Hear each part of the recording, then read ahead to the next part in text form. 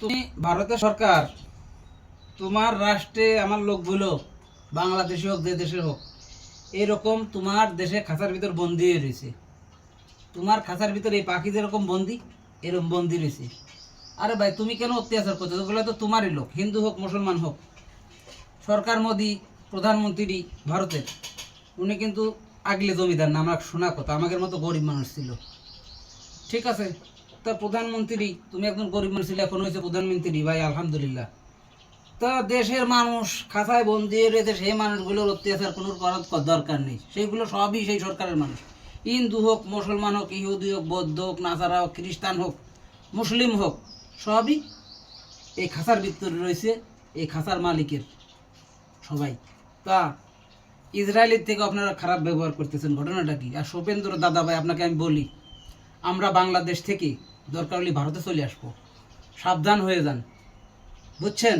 এ ধরনের কাজ করবেন না, মিলিয়ে মিশে থাকেন, সবাই শান্তি বজায় রাখেন, দেশে বিশৃঙ্খলা করবেন না, সবাই রাষ্ট্রীয়ভাবে সমান অধিকার দিয়ে, অগ্র অধিকার দিয়ে সবাই এই পাখিটা যেমন পশুপালন করতেছে এইরকম পালন করবেন।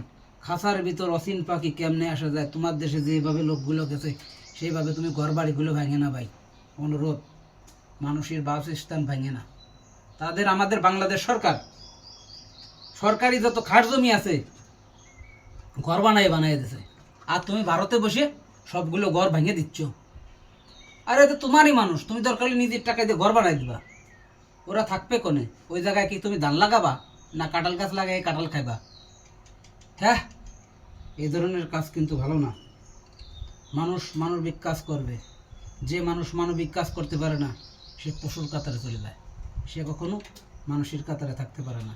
হিন্দু হোক মুসলমান হোক বৌদ্ধ হোক খ্রিস্টান হোক, সবার প্রতি সবাই মহব্বত করে চলতে হবে। আর আমার বাংলাদেশ সরকার মন্দিরগুলো পাহারা দেয় নিজের টাকা খরচ করি, আলেমুলার মারা নিজেই টুপি মাথায় দিয়ে মূর্তি পাহারা দিছে এবারও, ঠিক আছে? আর আপনি মুসলমানগুলো বাড়িয়ে শেষ করে দিচ্ছেন, কত সারা করবেন, দেশ সারা করবেন, যা করবেন, খালি মুসলমানগুলো করতেছেন কি জন্য? হিন্দুকেরও বাড়িও, আপনার রাষ্ট্রের মানুষ খালি মুসলমান বাড়িয়ে লাভ কি? হিন্দুকেরও ডকমতো বাড়িয়ে দেন, তাহলে বুঝতাম যে আপনি ন্যায্য কাজ করতেছেন। ধরে ধরে খালি মুসলমানগুলো মারি দিচ্ছেন। ভিডিওটা সবাই লাইক কমেন্ট শেয়ার দিয়ে দেবেন, বেশি বেশি প্রচার করে দেবেন, মানুষ দেখুক। আমাদের মতো জন বেচা মানুষ হুঙ্কার দিলে আমরা ভারতে চলে আসবো।